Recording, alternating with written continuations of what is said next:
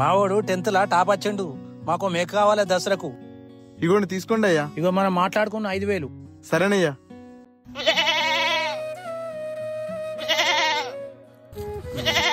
ఆగండి అయ్యా, నేను ఈ మేక నమ్మబోను. మీరు డబ్బులు తీసుకోండి. ఏందయ్యా పైసలు ఇచ్చినాక మళ్ళీ ఏంది?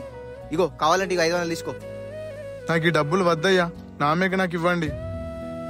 అయ్యా అయ్యా ఆగండి స్వామి. మళ్ళా మీకేం కావాలి స్వామి? స్వామి, నువ్వు పాస్ కావడానికి నిన్ను స్కూల్లో చేర్పించింది మీ నాన్న, ఎగ్జామ్ ఫీజు కట్టింది మీ నాన్న. ఏదైనా చేయగలిగితే మీ నాన్నకి చెయ్యి.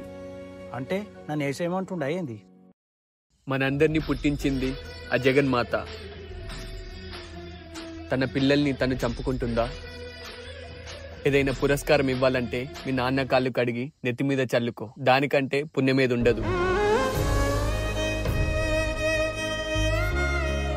మన సంతోషాల కోసం దేవుని పేరు చెప్పి మూగజీవాలను బలి తీసుకోవడం ఎంతవరకు కరెక్టో మీరే చెప్పండి.